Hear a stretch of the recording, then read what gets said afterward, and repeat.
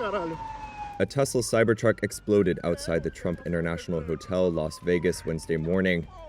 Las Vegas police released this video of the blast, which killed the driver and injured several others. They also released footage that showed the vehicle's interior afterward, which they said showed gas and camp fuel canisters, as well as large firework mortars. Tesla CEO Elon Musk said the blast was unrelated to the Cybertruck itself, saying in a post on X, quote, "All vehicle telemetry was positive at the time of the explosion."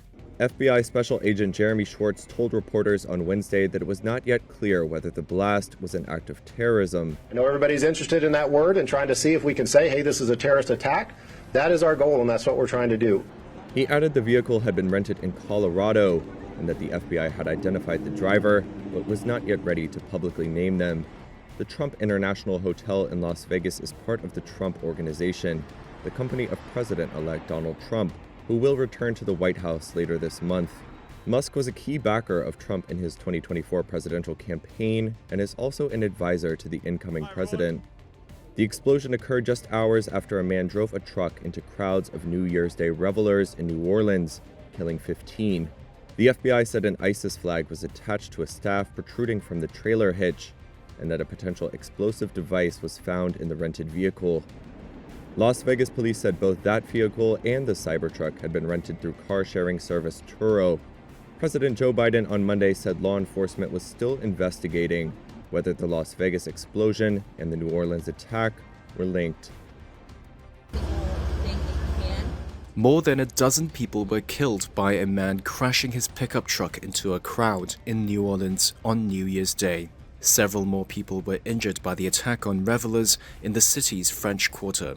Reuters obtained the following of first responders in the aftermath. Some viewers may find graphic. It happened around 3:15 a.m. at the intersection of Canal and Bourbon Streets, a historic tourist destination. An eyewitness said she heard the rev of an engine, a loud impact, then screams. And debris, just metal, the sound of crunching metal and bodies. Police say the driver was 42-year-old Shamsuddin Jabbar, an army veteran from Texas. Officers said they found an ISIS flag in the vehicle. Jabbar was said to be in full military gear, subsequently got in a shootout with police and was killed. The incident has prompted an investigation into possible links to terrorist organizations. Investigators say they found weapons and potential explosives in the suspect's vehicle. They also say he may not have acted alone. A search is ongoing for his known associates. Public records show Jabbar worked in real estate in Houston. He had spent 10 years in the US military as a human resources and IT specialist and had been deployed to Afghanistan. US President Joe Biden condemned the attack in a media briefing and revealed more details about Jabbar.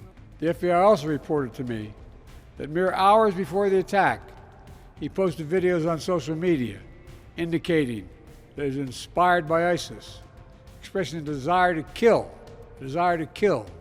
Biden also said investigators were checking for any link to a vehicle explosion outside Trump Tower in Las Vegas, but that no evidence had been found so far.